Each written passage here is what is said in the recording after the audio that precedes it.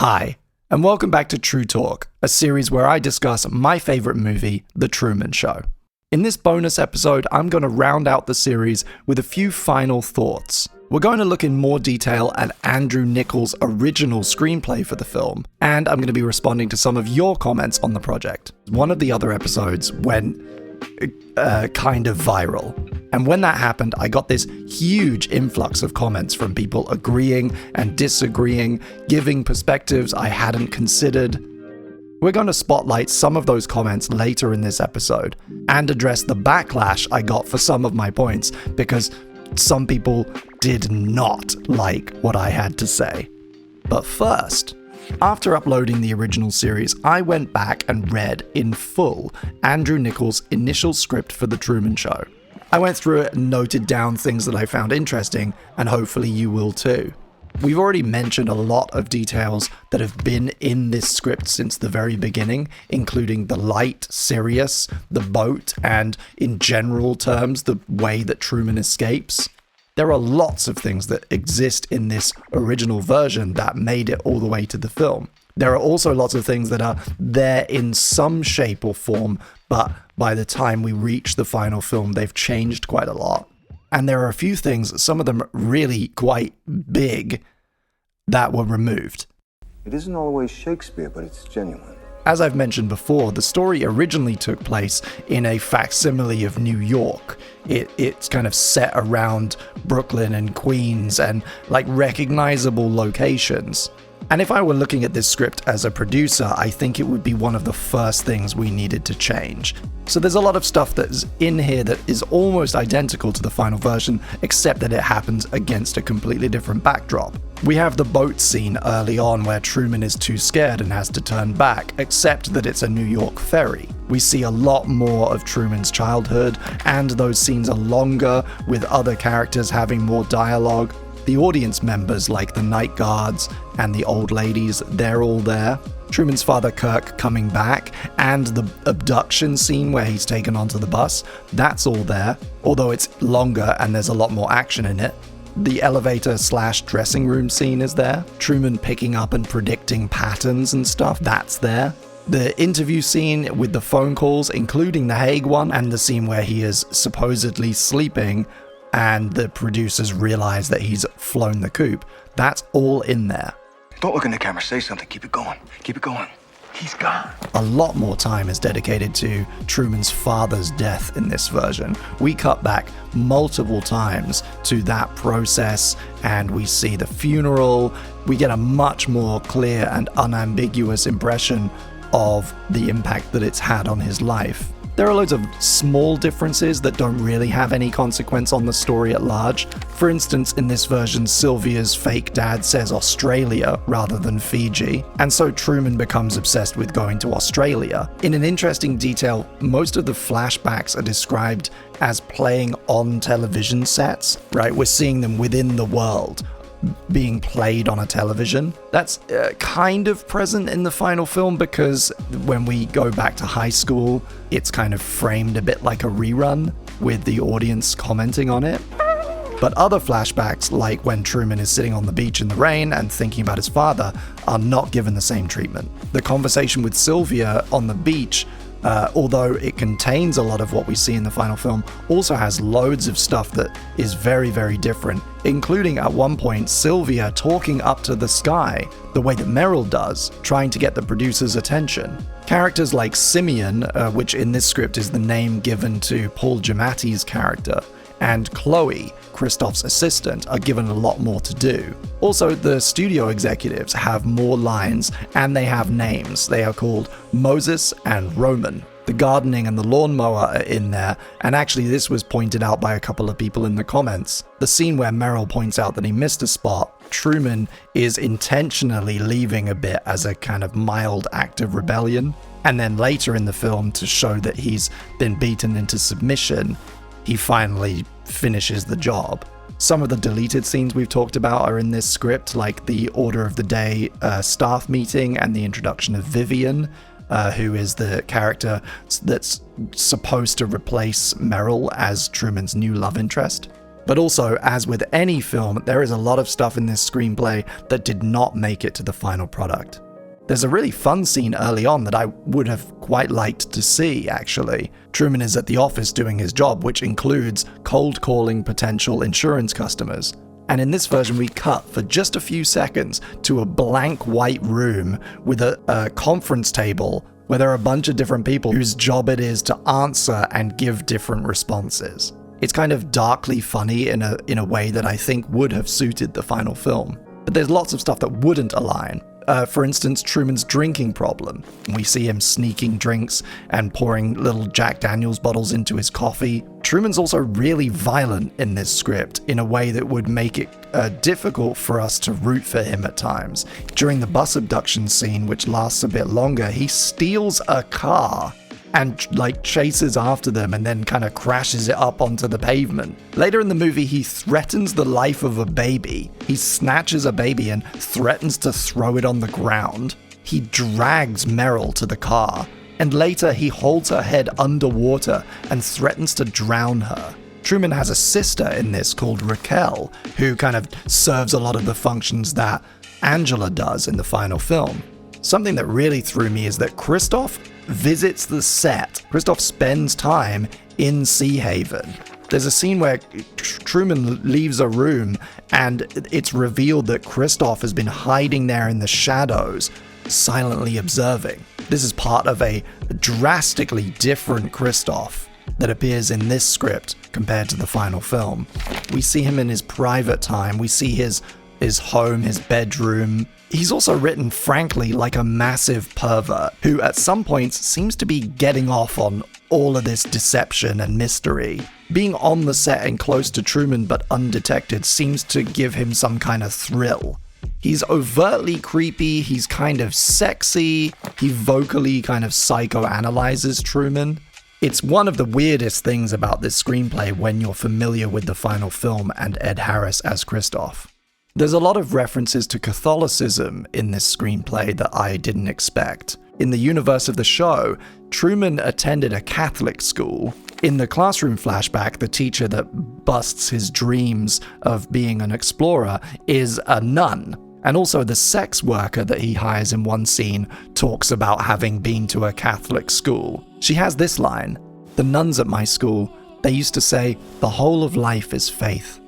There's a scene that I think is great in isolation, but that wouldn't work in the film, where Truman goes into an elementary school that he always passes and discovers that there are no kids there. It's just a big speaker playing a recording. In the escape sequence at the end of the film, Truman is chased by a fleet of helicopters, which is fun.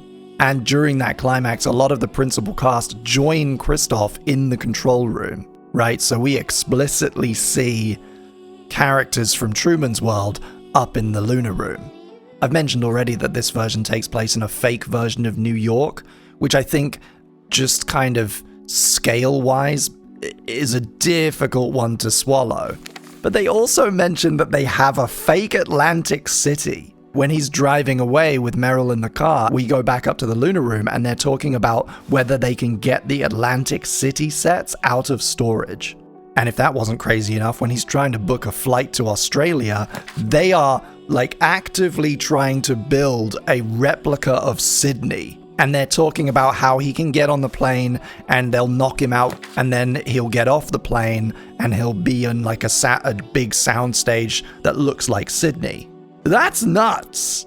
Another thing that was mentioned in the interview with Andrew Niccol that I talked about in a previous episode. The action at the end of the film continues after Truman steps through the sky. He goes through and he realizes that he's the other side of a giant soundstage. He looks up at the wall and he sees all these dots of light, which are the stars built into the sky. He comes across a tour guide that's happening, like the last tour of the day, they haven't been informed that all this crazy shit is happening. He gets on the tour buggy and he threatens the tour guide and says, "Keep going, say it how you usually say it, I want to hear it." And then again, something that made my eyes bulge. He meets Christoph. He steps off onto the roof of the soundstage. Then everyone catches up behind him and he comes face to face with Christoph. Then he lunges and grabs Christoph, holding him off the edge and threatening to drop him. In this scene, Christoph gets a far more typical villain's ending, where the hero bests him and then spares his life, and he is kind of revealed to be a coward and he crawls off defeated. It's supposed to end with this big long track out shot of Truman on the roof, revealing that below him is this huge screen, like the one that we see in some of the key art for the film. Then we cut to various members of the audience celebrating and all of that.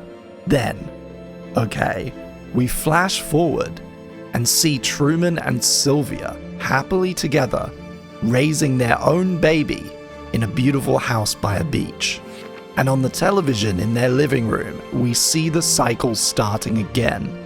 Marlon and Vivian have married and had a child, a baby girl named Zoe. And Zoe is going to be the new Truman. Right? The Zoe Show. Like, wow! Huh? Wow. Reading an original screenplay and comparing it to the final product is such a fascinating exercise for anyone interested in story. It stimulates the imagination to see how something can evolve and change, or just to read a different version of a story you know really well. My main takeaway from all of this was actually that it wasn't as bad as I had previously thought. This screenplay is far from terrible, and it has a lot of the elements that we know from the final film. It might even have made a fairly decent movie straight off the page. Although I do think that its more violent elements, its less than mature depictions of sex and addiction, and the way it overburdens some of its central characters with darkness and conflict, could have resulted in something pretty cringeworthy. I found it really, really fun to pore over this script and take notes. It deepened my understanding of story development, a process that Andrew Niccol himself refers to as interrogating for the truth. Now that we've talked about the original screenplay in more detail, I want to move on to some of your comments and feedback. The bulk of this series was actually recorded several years ago in 2021. In that time, my feelings on some of these things had already changed and evolved, and on others, my perspective has been directly influenced by some of your comments. One of the genuinely most lovely and exciting comments I've received was from this viewer who grew up in the town of Seaside and shared with me a few things I had no idea about. One is that the Truman Show production donated to a local elementary school to build one of their buildings, and they said that the general store that Marlon works at, the one where the vending machine scene takes place, is a real shop that still exists. That was just really cool. Thank you for sharing that with me. It made the whole project worth it. I received a handful of comments emphasizing the fact that The Truman Show is part of a larger trend in Western cinema at that time, this trend towards unreality or virtual reality in Hollywood films at the turn of the century. And you see this a lot when you zoom out on popular culture, how certain themes go through macro trends that seem to reflect the anxieties of the day. In the late 90s, we're thinking about computers, we're thinking about video games, digital and broadcast realities, a lot more than ever before. Communications technologies like the mobile phone and the internet are scaling at a rapid pace. And I think partly as a result of this, we start seeing a resurgence in reality-bending stories, journeys of discovery that include a process of breaking through the artificial to find what's real and human. In the present day, and now, my thoughts on this are by no means fully developed, but I think our closest similar trend are stories involving a multiverse or multiple timelines. And I think it's a reflection of our social anxieties surrounding choice and individualism. In a post-internet, post-social world where we can see and experience any kind of life, any kind of career, relationship, or hobby in an instant, the idea that there are so many lives you could be living, so many things you could do, but you are forced to choose, I think is very salient for a lot of people right now. I guess what I'm saying is that life is fragile. There are a few things in this series that I expressed poorly, or instances where I use the wrong term, and people have called me out for it. For example, Truman is not technically an orphan. He was adopted. I just used the wrong word. I also think that when I was describing the quote-unquote goofiness of this movie, I didn't quite get across what I meant. What struck me at the time was that the film felt almost hyperactive, which is a word I should have used. This film is expertly paced, but to some, it could possibly feel too speedy. A lot of people just plain disagreed with me about the whole theory, some of them very angrily, telling me that I'm cooked, that I'm overthinking something that's just simple foreshadowing. And, yes. Basically, yes. I agree. We can all be right. We need the film to have shown us this location so that we know where we are when we come back. So, functionally, we can look at that scene and just say, it needed to be there because we need to know that the garden exists. It is absolutely valid to look at that scene of Truman in the garden and just say, it's foreshadowing. But I think that the film gives us just enough room. Let's face it, probably completely by accident. It gives us enough room that my theory is also possible. I think I missed the mark with some of my analysis of the characters. Firstly, with Kirk, Truman's dad. I talk about him caring for Truman, but nothing that remains in the final film actually suggests that. I think I just hallucinated that based on peripheral things, like deleted scenes and the original screenplay. I received some critique on my discussion of religion in the film, mostly that I could have gone a lot deeper. While, yes, I agree that there's a lot more that could be said, I still stand by my conclusions from that episode. The Truman Show is full of religious and religious-looking symbolism, but I don't think there exists a specific allegory that fits perfectly. And I think this is a result of it not being a kind of conscious priority for the people involved. I received quite a lot of comments suggesting that Sylvia is more comparable to Lilith. And this is an example of where we just bring our own experience and bias to a text. From my limited understanding, Lilith is a kind of demonic character, the first wife of Adam who leaves Eden voluntarily. And she's not explicitly mentioned in the Hebrew Bible, but starts appearing in medieval Jewish midrash. And I'm just not very familiar with those texts, so it didn't occur to me. And it didn't come up in any of my research, probably because the people writing these articles have a similar cultural background to myself. It's a reminder that while I am an atheist, the dominant religious tradition in my life is Anglicanism, so that's the thing I'm always going to be most familiar with. There were a few people suggesting that Christoph could be the devil, and the story is about Truman kind of choosing to be baptized and choosing Christianity. I'm not sure that really holds up. Other people suggested a Gnostic reading of the film, which, yeah, totally, go for it. One commenter suggested that the Truman Show is nihilistic, with Truman kind of rejecting the inherent meaning of his world, the imposed value systems of his world, and I disagree. Nihilism is one of those very messy terms that relates to a ton of different schools of thought.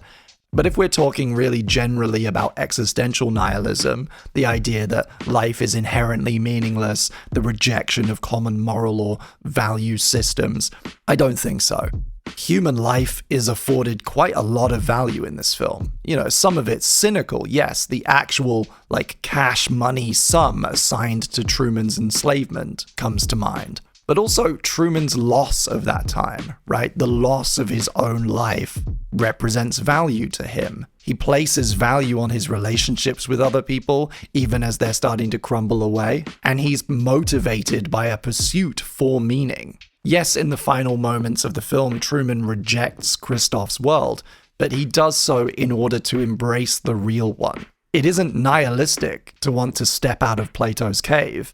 It would be nihilistic for him to see no difference. And I found comments from viewers who have left their faith traditions to be really moving. A lot of viewers see fiction like this as a rite of passage, a way to help process the life they once perceived as reality. This commenter said something that really affected me, that on their journey as they got older, they kept seeing more and more details. They talk about running experiments and testing the boundaries of their world, and resonating with the idea of feeling like you need to plan an escape route, but you're not exactly sure why yet. I would sincerely like to thank commenters like this for sharing their stories with me. I received a lot of pushback for some of the comments I made about Sylvia, Christoph, and Angela, Truman's mother, and I'd like to talk about it. It's another example where I didn't quite use the right language in the original podcast. I expressed feeling a kind of sympathy for characters like Christoph, even though they do terrible, evil things, whilst at the same time demonizing characters like Angela. If I could have another crack at it, I would have made it clearer that I don't approve of anything that Christoph does, and that fundamentally everything that happens to do with the Truman Show is immoral. That means that basically every character except Truman himself occupies a shade of grey and carries some level of complicity with the conspiracy. Christoph is the obvious villain of this film, but I think that that word is too simplistic. I was kind of misusing that word as my own personal shorthand for someone being simplistic and two-dimensional. What I was trying to and failed to articulate was that she expresses cruelty. She expresses very directly the cruelty of the entire scenario. She operates right up close, right to Truman's face, and seemingly without a conscience. And unfortunately, she has no scenes that redeem her in any way. But more than that, I brought a noticeable bias to my critique that's worth talking about. I brought a very masculine, biased perspective to this series, and as a result, without thinking, I made fairly misogynistic comments. Because we bring our lives and our experiences to the art we consume. And on top of that, right, let's be very clear here. And, not but, there is also an inherent prejudice against women in this media text, which should be noted and considered. It's a very patriarchal film, preoccupied with father figures and Truman's own journey as a potential father. Setting that aside, just intrinsically, the story places a man as the most significant person in the story world, in a journey that is explicitly about him being at the center of it. Meanwhile, the only mother character is relegated to the least screen time. Truman enjoys a chaste love affair with the maiden/Madonna Sylvia, who, as an activist, isn't given much opportunity to take action, and is married to a selfish seductress who, again, is never given the chance to develop. And it's easy to imagine the thought never even occurring. Perhaps the fact that Angela has no redemptive scene is simply the result of an ingrained bias in the filmmakers, that it never occurred to them she might be anything but a cold-hearted diva with a drinking problem, whilst at the same time, some of the nuances that make me like characters like Marlon and even Christoph are because they have the privilege of more screen time, more interesting scenes, and wonderful moments that give the characters more depth. Attempting to draw big conclusions from these characters without first acknowledging that may have been foolish. It's also fun to speculate about how different the story would be if one or more of the female characters were deployed differently. Imagine if Meryl had gone on an arc similar to that of Julie's from Louis XIX, where she starts as an actress deceiving Truman, only to discover that she has true feelings for Truman, or that once she sees the process up close, she can no longer participate in it. What if some of the outrage over Christoph's callousness expressed by Marlon had actually been given to Angela, the woman that raised him, realizing that the system that she's a part of inevitably ends with his death and his replacement? And what if we'd had the chance to see Sylvia actually participating in some of these break-ins, going to a meeting with other people who are trying to free Truman, or confronting actors in the way that is implied by the set design? Instead, Sylvia is kept at a distance, behind a screen. What does a version of The Truman Show that passes the Bechdel test look like? Unfortunately, we'll never know. This is going to come up again when we talk about Groundhog Day, a film that has been widely imitated, which means if we ask the same question about it, we actually might get an answer. Thank you for listening to this extra long bonus episode of Trutalk, another final kind of info dump about my favorite movie. I'm not allowed to watch it anymore, I'm done.